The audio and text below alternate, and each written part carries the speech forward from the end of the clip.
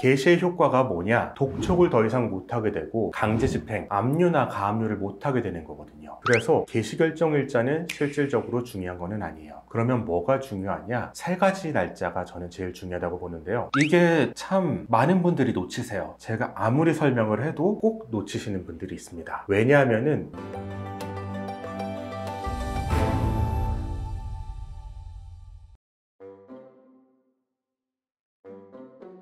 개인회생이 이제 절차가 굉장히 이제 긴데 네. 그 긴 절차 속에서 스케줄에 꼭 적어놔야 되는 이 네. 날짜는 정말 중요하다, 그런 날들이 좀 있을까요? 제가 요새 이사를 준비하고 있거든요. 이사를 준비하는데 요즘은 세상이 너무 좋아져서 제가 챗GPT에 이사를 준비한다고 하니까 이사를 앞두고 어떤 일정으로 준비해야 될지 탁탁 알려주더라고요. 근데 그 중에 제일 중요한 거는 잔금일을 맞춰서 대출을 준비하고 그때 맞춰서 이체 한도도 늘리고 이런 준비 절차가 필요하잖아요. 개인회생에 있어서도 이렇게 중요한 날짜가 있어요. 많은 분들이 오해하는 거는 개시 결정일을 굉장히 궁금해하세요. 개시 언제 나나요? 이거 전혀 중요하지 않습니다. 왜냐하면은 개시 결정과 똑같은 효과는 금지 명령으로 받을 수가 있어요. 금지 명령의 효과는 개시와 똑같아요. 개시의 효과가 뭐냐? 독촉을 더 이상 못하게 되고 강제 집행, 압류나 가압류를 못하게 되는 거거든요. 그래서 개시 결정일자는 실질적으로 중요한 거는 아니에요. 그러면 뭐가 중요하냐? 3가지 날짜가 저는 제일 중요하다고 보는데요. 첫 번째는 바로 신청일이에요. 언제 신청하느냐? 내가 몇 월 며칠에 신청했느냐? 이게 가장 중요한데 이 신청일이라는 거는 신청서 제출일입니다. 우편으로 제출하는 경우에는 법원에 도착한 날짜가 되는 거고요. 전자소송으로 제출하는 경우에는 전자서명을 하고 제출한 날짜가 됩니다. 이 날짜가 왜 중요하냐? 4가지 점에서 중요해요. 첫 번째는 최저생계비 산정 기준일입니다. 내가 2025년 12월에 준비를 했지만 제출하는 날짜가 2026년 1월 1일이라면 2026년도 기준의 최저생계비가 적용이 되게 됩니다. 이래서 첫 번째로 중요하고요. 두 번째는 금지명령 신청이 같이 됩니다. 제가 서두에 말씀드렸듯이 개시결정의 효과 중 가장 중요한 것은 금지명령에 다 있는데 이 금지명령이 언제 나오는지를 알려면 신청일을 알아야 돼요. 보통은 신청일로부터 하루 이틀이면 나오고요. 빠르면 당일에 나오는 경우도 있고 오래 걸리더라도 그 한 주 내에는 반드시 나오게 되어 있습니다. 세 번째로는 소득 산정 기준일이 됩니다. 최저생계비 산정 기준일이 되듯이 내 소득이 얼마인지 산정하는 기준일이 돼요. 내가 준비할 때 어떤 직장을 다니다가 신청일 직전에 직장을 바꿨어요. 그러면은 나는 이 바꾼 직장의 급여를 기준으로 신청을 하게 됩니다. 내가 급여가 달라졌다면은 굉장히 중요한 시점이 되겠죠. 마지막으로 4번째는 최초 변제금 납입일 결정이 됩니다. 이거는 제가 많이 말씀을 드리던 건데 개인회생 신청한 날로부터 90일 뒤에 첫 변제금을 납입해야 된다고 말씀을 드렸어요. 이게 가장 중요한 날짜 두 번째 것으로 연결이 되는데요. 바로 두 번째로 중요한 날이 신청일로부터 90일 되는 날이에요. 이 날은 최초의 변제금을 납입해야 하는 날이에요. 이게 참 많은 분들이 놓치세요. 제가 아무리 설명을 해도 꼭 놓치시는 분들이 있습니다. 왜냐하면은 무슨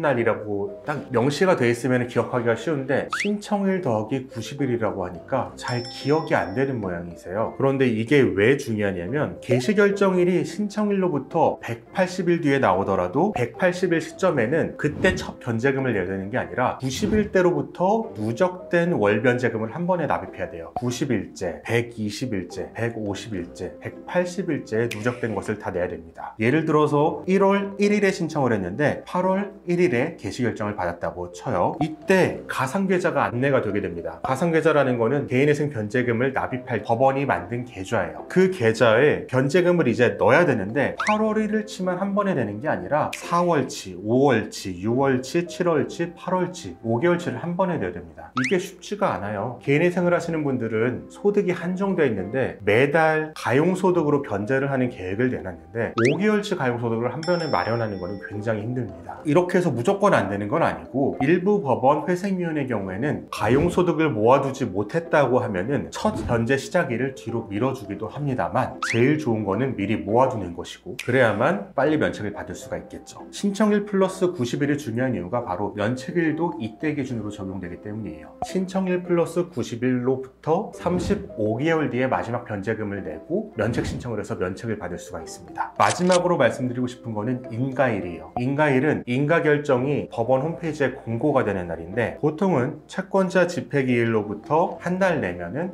인가결정이 공고가 됩니다. 이게 왜 중요하냐? 햇살론 같은 상품에는 인가일로부터 1년 이상 지나고 성실하게 개인회생 변제금을 납입한 경우에는 대출을 해주는 대출 상품이 있어요. 국가와 관련된 대출 상품들이 있습니다. 이런 점에서 중요하고, 또 하나 최근에 추진하고 있는 개인회생을 하는 경우 신용정보 조기 삭제 제도는 이 인가결정일로부터 1년이 지나면은 삭제를 하도록 또 명시를 하고 있습니다. 그런 점에서도 중요하고요. 마지막으로 중요한 세 번째 이유는 이 인가결정이 나면은 내 변제금은 더 이상 바뀌지 않아요. 이게 무슨 말이냐면 내가 소득이 2배가 늘든지 3배가 늘든지 로또에 당첨이 되든지 돈이 갑자기 생기더라도 내가 낼 변제금은 바뀌지가 않게 됩니다. 이래서 세 번째로 인가결정일도 굉장히 중요하다고 할 수 있습니다. 나쁜 일 해도 모르나요? 도박을 한다던가. 도박을 해서 돈을 따도 그대로 유지가 되죠. 왜냐하면 법원이 알 수가 없기 때문이에요. 법원이 안다고 해도 어떻게 제재할 방법도 없지만 이미 절차가 끝났기 때문에 내 돈이 아니라 다른 사람이 내주더라도 돈만 내면은 아무 문제 없이 면책까지 받을 수 있게 되는 거죠.